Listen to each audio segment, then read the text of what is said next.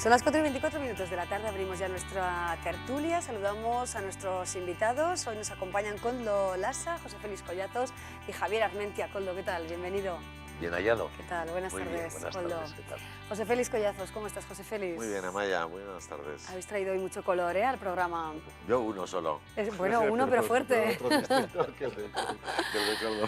Muy bien, Javier Armentia, ¿qué tal, Javier? A mí no me habían avisado de los No te colores, habían avisado. he venido en gris y así Bueno, más. no importa, es Pero para, encantado de estar para aquí compensar también, un poco, para ¿no? compensarlo, sí. Muy bien, bueno, hablamos hoy de Toni Cantó. La verdad es que hoy en todos los medios de comunicación hablamos de sus desafortunadas declaraciones ayer a través de Twitter, poniendo en duda las denuncias por violencia machista en nuestro país. Luego ya saben que se retractó y que, bueno, pues pide disculpas, pero no dimite. Vamos a ver hasta dónde llega la responsabilidad de las palabras de un político y actor. Koldo, primero sorpresa, supongo, ¿no? Sí, porque hombre, yo estos días que con el festival he estado viendo muy poco Twitter, pero vi las reacciones que había. Yo creo que es una falta de todo. Primero, de profesionalidad, es decir, de ver unos datos, no contrastarlos.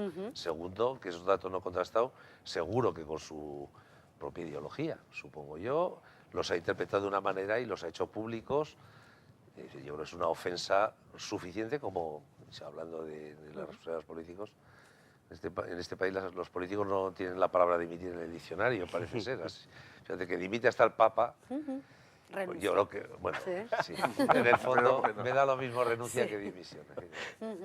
Pero yo creo que sí que es importante que los políticos asuman las consecuencias de sus actos, como nos puede pasar a todos, ¿eh? O sea, que esto no...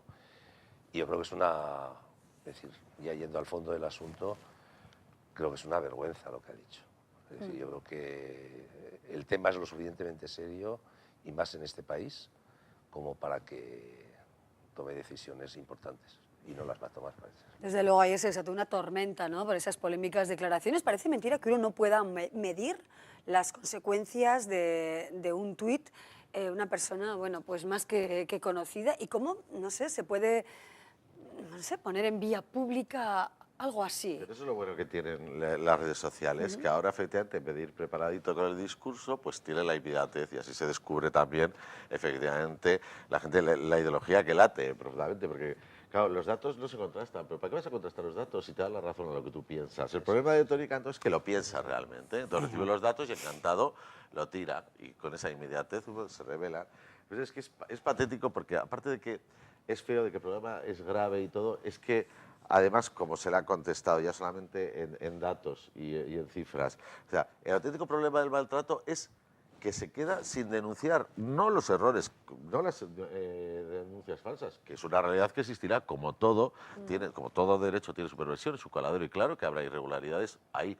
Pero ese es el problema del maltrato. No, el problema del maltrato es que solo vemos la punta del iceberg. El problema del maltrato es una educación durante siglos, son unas relaciones de poder, es una escala de valores confundida que llevamos arrastrando, y muchas cosas más, porque incluso se dice que hay un 9% de víctimas de hombres de violencia doméstica también, pero es que un 9% frente a un 91% no solamente es que es 10 veces menos o 10 veces más, depende de cómo mires el caso, sino que demuestra además que para matar, o sea, para la violencia física el hombre puede tener más fuerza, pero para matar todos somos iguales, y sin embargo las víctimas no son las que están matando a sus agresores, sorprendentemente. O sea, solo hay un 9% de víctimas masculinas, y sin embargo las mujeres son las que están todo el rato sometidas, vejadas, y ellas sí que podrían, ni siquiera ellas son las criminales, es decir, las que están matando, ¿no?, en la pareja.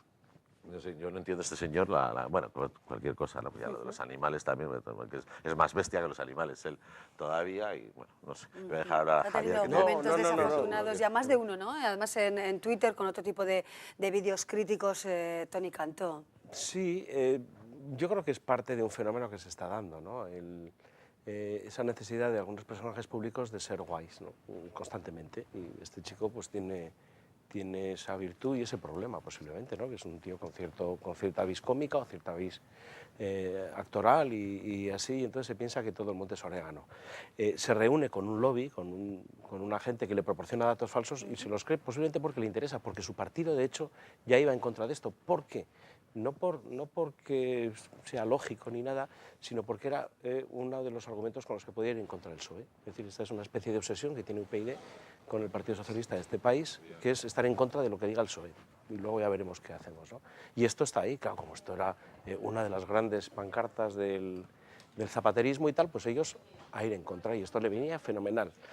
Uno no manda 7 tweets sobre el mismo tema metiendo mentiras, errores y datos falsos que te han vendido, que te han colocado sin más. No, es decir, y luego sobre todo, eso después de eso no vale pedir, ay, lo siento, me he equivocado, no volverá a suceder. No, es algo más. Es algo más porque este señor además es portavoz en una comisión que habla de los derechos y de las igualdades de derechos entre los ciudadanos y las ciudadanas de este país. Y ahora dice, no, yo me callaré la boca y escucharé. Dice, No hombre, diré ni mu. no diré ni mu. Ya sé cuál es mi papel, no decir ni mu. Pero claro, No, pero lo es dice, que- ¿sabes lo que pasa? Que esa luego no es la además... cuestión, ¿no? Realmente. Pero además esto responde a un run run que se ha ido diciendo desde que se implantó la ley de defensa de estas cosas, en las que dicen, no, es que hay mucha denuncia, esto se emplea por las mujeres en los casos de separación y tal, no sé qué. Dices, bueno, es falso, no hay denuncias de eso, esto es un run run que se repite, lo escuchas en ciertos ambientes judiciales y tal, siempre muy ligados a quienes están en contra realmente de los derechos de las mujeres. Y esto es algo que sigue patente en este país, ¿no? Y quizás eso es lo terrible. En el fondo es que todavía hay casi que pedir permiso para reivindicar o para vindicar realmente el papel de la mujer en esta sociedad, ¿no? Y a Toni Cantó se le ha olvidado algo tan básico como eso. Efectivamente, habla también de igualdad entre hombres y mujeres, pero que no debe ir a costa de los hombres. Bueno, tiene la verdad unos planteamientos bastante llamativos, su ¿no? ideología, que como decía Javier, es lo que ha hecho ha sido coger esos datos falsos para decir, bueno, como es lo que yo pienso, pues yo creo que yo creo que aquí también es muy importante, además de lo que él piensa, y yo creo que es decir, a mí es un señor que no me mola, por decirlo de alguna manera, el tema de la responsabilidad de los políticos. Es decir, ¿cómo puede decir un político que está en el Parlamento representando a una serie de ciudadanos que le han votado que no va a decir ni mu? Que lo único que va a hacer va a ser preguntar, oiga, Pues no, entonces se debe ir a está su usted casa, ahí, ¿no? Si no va a claro, hablar, y le no va a pagamos intervenir, entre no va a todos, está trabajar. usted ahí, aunque no sea de mi propia ideología, creo que debe estar, porque le han votado otros. Lo que tiene que estar usted ahí es para presentar sus propuestas, para presentar sus planteamientos, para decir lo que piensa, para intentar mejorar este país. O sea, no te puedes estar callado, porque te has equivocado. No, te has equivocado, pues lo habrá dicho con la boca pequeña. Claro, además... Eso es la fatalidad. Lo que pasa es que el tema de la igualdad jurídica entre hombres y mujeres, claro, viene al caso de que fue muy discutida la ley de violencia de género. ¿Por qué? Porque no penaba de igual forma si la violencia era de un género sobre otro que el otro sobre el mismo. Entonces, agarrado ahí quiero deciros un poco, a argumentos jurídicos de igualdad entre las personas, mucha gente efectivamente ha sacado su ideología a pasear. Pero esta gente lo que no acaba de entender es que precisamente las leyes tienen que hacer diferencias para que todos seamos iguales. Es decir, ahí está la diferencia. Es por lo mismo que tú tienes que, igual que quitar barreras arquitectónicas para que todos tengamos la misma oportunidad de llegar, porque no todos somos iguales. Es decir, la igualdad está en que todos tengamos las mismas oportunidades en nivel de dónde salimos, y quien sale con desventaja, en este caso las mujeres, necesitan jurídicamente tener mayor protección para precisamente tener Félix, igualdad real. Pero es que además... Y no lo quiere aceptar. Pero es que además no son datos reales. Es decir, en 2010, de las 43 condenas que hay por homicidios en parejas, 4 son a mujeres. Y el resto, 39 son a hombres. Es decir, esto es la realidad judicial, y estamos hablando ya de condenas después de todo un proceso. Es decir, si hablas ya, como tú decías, el gran problema es que el 80% del maltrato no se denuncia, ¿no? Es decir, pero cuando vas realmente a las denuncias, pues encuentras también una disimilitud de tal, y solamente se habla de fallos o de errores, de fraudes en esta ley, algo menor del 1 por 10.000.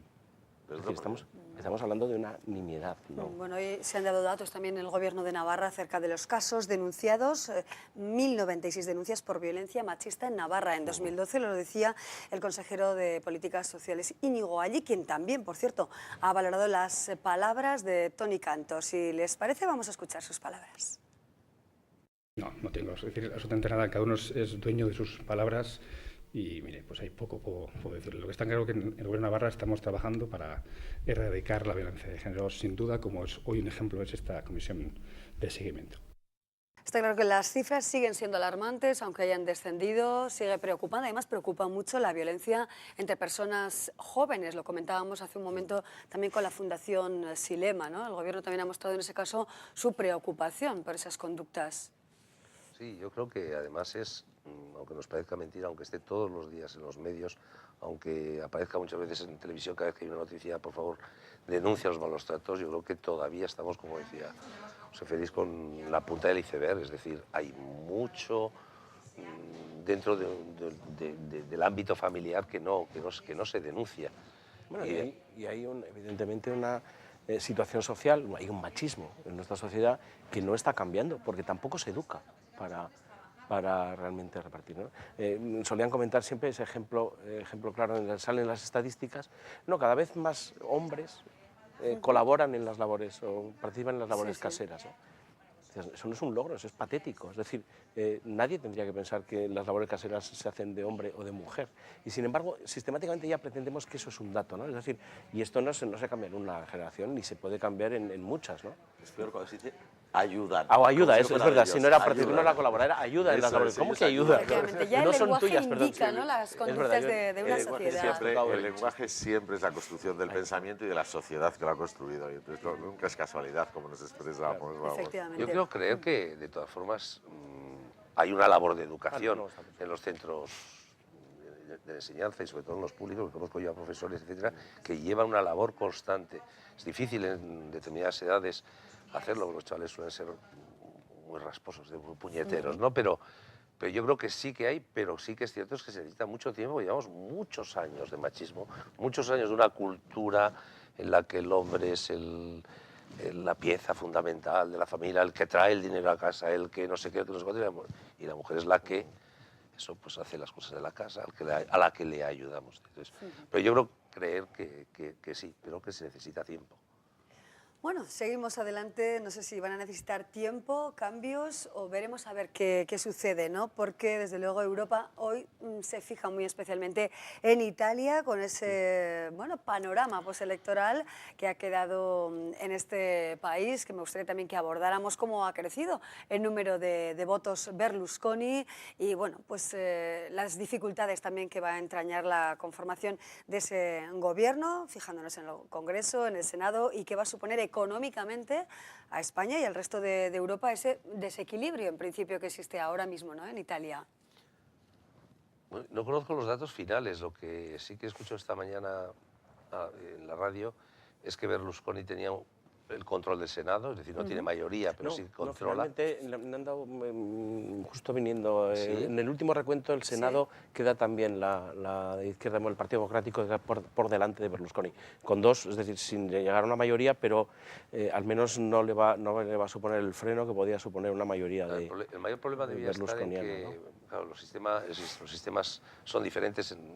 Parece ser que en Italia el Senado tiene mucho más poder de veto que lo que tiene, y una mayoría o una minoría mayoritaria podría suponer en el Senado un veto importante a lo que es las leyes. Incluso se hablaba ayer, a última hora de la noche, escuché también la radio, se hablaba de posibles nuevas elecciones, porque el Congreso sí que parece que es de la izquierda, después va Berlusconi, después no sé si va el Movimiento 5 Estrellas, izquierda, ese movimiento que no, esto no.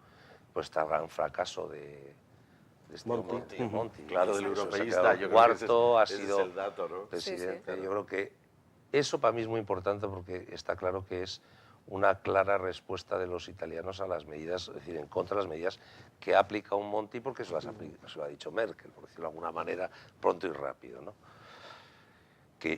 Y después lo que es peligroso es decir que esto puede llevar a una nueva desestabilización de los mercados, a la subida de la prima de riesgo. Esto ahora se vuelve a hablar de por qué no nos han rescatado antes, porque ahora nos pueden rescatar en peor situación. A mí la verdad que queda muy lejos Italia, pero la tenemos muy cerca para España. No queda tan lejos Italia, es la tercera economía además europea, efectivamente, quitando Reino Unido, perdón, que como no está en el euro, pero demuestra un poco el hartazgo de los italianos, ¿no? Con las medidas europeas, con el depender, o sea, ha sido como un retroceso de la idea europeísta y también un poco una reacción en contra de Alemania, pero se les olvida porque también, claro, el señor Berlusconi clamaba que para qué las primas de riesgo, que antes no existían las agencias de calificación, tal y todo, pero es que resulta que hoy ellos mismos han tenido que ir a vender muchísima deuda a financiarse. Hoy, y encima la han tenido que coger muy cara, efectivamente, ¿no? Y lo alarmante es eso, efectivamente, que lo mismo que ha pasado en Grecia, ahora es Italia, pero claro, Italia no es Grecia, Italia ya es es un gran país donde un poco la idea y el retroceso de la idea del euro y europeísta, bueno, marca mucho. Bueno, veremos a ver cómo nos puede afectar también a España. Pues como nadie aprende en cabeza ajena, no vamos a espabilar nunca.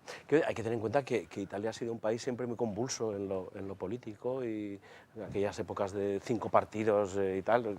Afortunadamente yo creo que ahí se veía que el juego político podía ser bueno, ¿no? Pero luego llegó el populismo. O sea, el gran problema de Italia ahora es ese populismo de lo económico, que es Berlusconi al fin y al cabo, que es una verdadera barbaridad en todos los sentidos, pero que en este país, visto lo que está pasando con el caso Bárcenas, tenemos el berlusconismo también en el partido del poder, y luego ese otro rechazo social del Beppe Grillo, de todas las 5 Stelle y todas estas cosas, que es un poco extraño, ¿no? Y que podía pasar en España. A mí me da mucho miedo que se olvide la gente, es decir, que ese rechazo se convierta en cosas medianamente populistas, medianamente protestas, pero no bien definidas. Es decir, ahora la gran pregunta en Italia es qué papel va a hacer ese nuevo partido, realmente, esa nueva opción. Es decir, aquí, por ejemplo, ¿qué harían esos modelos en contra de los partidos y tal? Irse a la izquierda, por favor, que vayan a la izquierda, sería un poco la pregunta o la cosa que decían muchos italianos. Decían, no, por favor, sigan votando, los comunistas siguen existiendo, de verdad esa izquierda no robaba tanto como lo que roba ahora y tal, no sé qué, pero no les han hecho caso, ¿no? Hay un gran rechazo, y eso sí lo estamos importando, ¿no? Y es terrible, porque evidentemente se está hablando ahora de una crisis, de una desafección con los políticos. No, oiga, no son todos iguales, nunca han sido todos iguales, y este tipo de movimientos populistas pueden acabar en prefascismos o fascismos o cosas de estas. A mí me dan miedo. Muchas veces esos movimientos populistas siempre me han recordado a los prolegómenos de la Segunda Guerra Mundial. Y no es por poner alarmas, pero sí que recordemos es que este país tuvo Estamos hablando del nuevo amanecer en Grecia, ¿no? Claro, o sea, son además los que reparten alimentos, que sí, bueno, están consiguiendo. Aquí tuvimos el caso del señor Ruiz Mateos, también metido a cosa electoral en Francia. Es decir, todo ese tipo de movimientos, yo comprendo que mucha gente les vota por joder a los otros, ¿no? Dice, estos no se merecen mi voto, pues vamos a hacer aquí que hace más daño.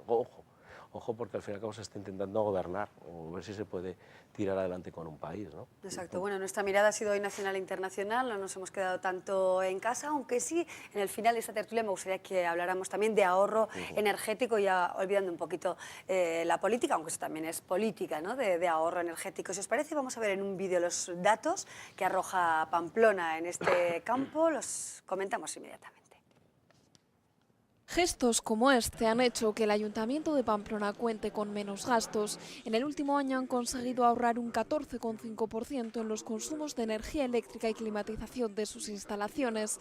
Lo han logrado después de poner en marcha el nuevo contrato de mantenimiento de edificios.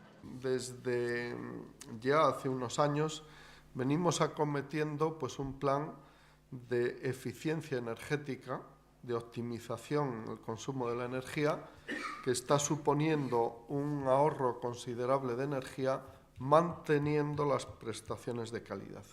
Se han analizado más de 300 actuaciones de mejora y han apostado por aquellas que eran más generales y con las que se conseguía un ahorro más inmediato.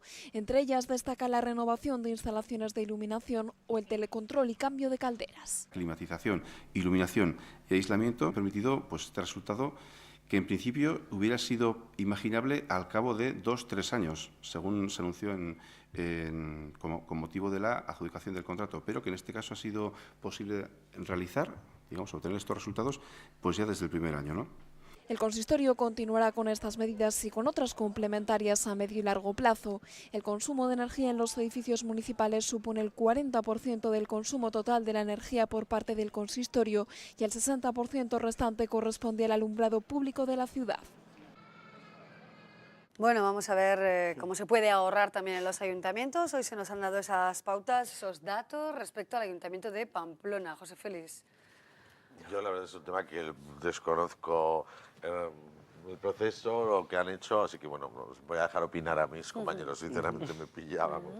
Yo creo que sí, a mí me parece importante, es decir, en este momento en que el gasto, sobre todo en las administraciones, que es el dinero de todos, hay que controlarlo al máximo posible y buscar cualquier medida de eficacia energética, ya no solamente en los ayuntamientos, sino en nuestras propias casas. Yo recuerdo, y creo que era en Córdoba, hace varios años que fui, y el ayuntamiento había dado unas bombillas y la ciudad era diferente, era más rojiza, más esto, y eran bombillas que tenían un menor consumo energético, ¿no? Y eso significa pues menor gasto, somos un país que tenemos que coger el petróleo, que con esto hacemos electricidad, etc.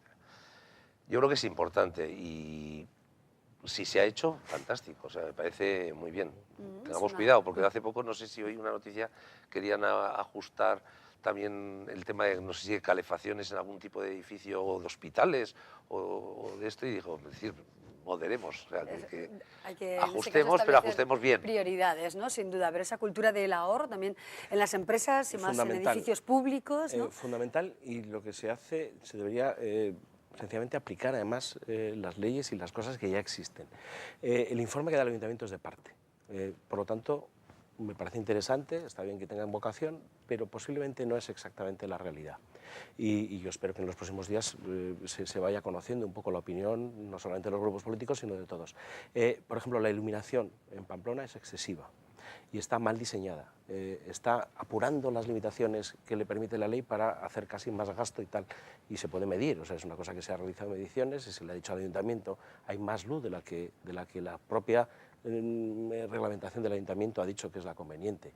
Estos estudios se han hecho, son medidas que se han aplicado en servicios externalizados, pero la propia casa, la propia dinámica del ayuntamiento, como la de los propios sistemas públicos, disponen de elementos y de todo eso para poderlo haber hecho por su cuenta, es decir, sin un gasto externo adicional. Hay muchas cuestiones extrañas, sencillamente es muy importante el ahorro, es tan importante que todas las administraciones, todas las empresas y todos nosotros deberíamos hacerlo motu propio, es decir, no pagando por hacerlo, es el gran problema, ¿no? Vamos a reciclar, vamos a pagar para que alguien recicle, no.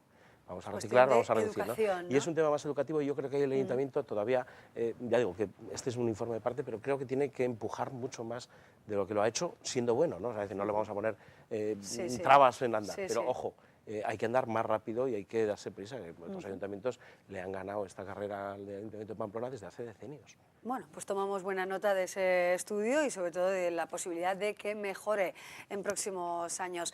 Nos despedimos ya, Koldo Lassa, José Félix Collazos y Javier Armentia. Muchísimas gracias por acompañarnos. Gracias Hasta muy pronto, espero. Hasta pronto. Gracias, de verdad. Sí. Hacemos ahora una breve pausa y llegamos ya a las 5 menos cuarto de la tarde. Seguimos con otros temas. El Centro Navarro de la Audición nace en 2012 motivado por la enorme ilusión de unos profesionales volcados en la salud auditiva. Es un proyecto que cuenta con personas con muchos años de experiencia que han podido constatar que el deseo de los pacientes siempre es el mismo. El deseo de no sentirse aislados del entorno y de entender con claridad en cualquier circunstancia. Hoy hemos detectado el equipo una necesidad, digamos, a nivel audiológico, que el sector necesitaba, sobre todo el paciente, la necesidad de entender, ¿vale? Esa necesidad como tal era una queja o es una queja habitual en diferentes, digamos, pacientes que dicen que sí, que oyen, pero realmente no entienden. Entonces eso ha sido un poco el motivo y la finalidad sobre el trato. Pero, ¿qué tiene el Centro Navarro de la Audición que le hace tan diferente? Bueno, la diferencia que tenemos nosotros con el resto es que tratamos de forma personalizada e individualizada al paciente. Aprovechamos toda esta tecnología que tenemos a nuestra disposición para realmente conseguir que el paciente se sienta cómodo y esté entendiendo qué es lo que pretende. Y es que una mala calidad auditiva influye, y mucho, en el día a día. La gente normalmente se queja de que los audífonos no terminan de satisfacer sus necesidades o que dan algún tipo de problema, de pitidos, etc. Esto es sencillamente por el mismo motivo, no se ha hecho una adaptación personalizada que realmente cumpla sus expectativas. Nosotros, a cambio, sí que vamos a hacer ese estudio personalizado con el cual lo que vamos a conseguir es que el paciente, lo repito una vez más, se sienta cómodo en su entorno social. Una persona que tiene una pérdida auditiva, casi sin darse cuenta, poquito a poco se va aislando de lo que le rodea. En reuniones con sus amigos, en reuniones con la familia, empieza a desvincularse de lo que dicen los demás porque no le entienden, tiene quejas y problemas incluso con sus propios familiares porque el televisor lo pone muy alto, no le apetece ir al teatro, no le apetece ir al cine y eso provoca al final un aislamiento, un ostracismo que le conduce pues, a aparecer pues, un poco desvinculado de todo lo que está alrededor, a perder calidad de vida. Para hacer que la incidencia de la pérdida auditiva sea lo menor posible, el Centro Navarro de la Audición cuenta con un departamento de psicología. Eso es, detectamos que las personas con pérdida auditiva tienen mucho problema de aislamiento social y algún problema derivado psicológico. Son personas que se aíslan, se vuelven suspicaces y todos esos problemas sociales y psicológicos que generan la pérdida auditiva, si los pacientes quieren, lógicamente la podemos tratar aquí. Además, el tema de los acúfenos, los ruidos en los oídos que no obedecen a ninguna causa física, pero tampoco son alucinaciones, son muy molestos y llegan a producir ansiedad, depresión. Entonces, antes incluso de que llegue a esos límites, la idea es tratarlo. El tratamiento cognitivo-conductual en acúfenos se ha demostrado, está avalado científicamente y se ha demostrado que funciona perfectamente. Entonces, queremos incorporar también este tratamiento en pacientes con acúfenos. En el Centro Navarro de la Audición no solo se preocupan de que sus pacientes oigan más o mejor, sino que lo que buscan es que las personas que hayan perdido capacidad auditiva puedan entender el mundo que les rodea.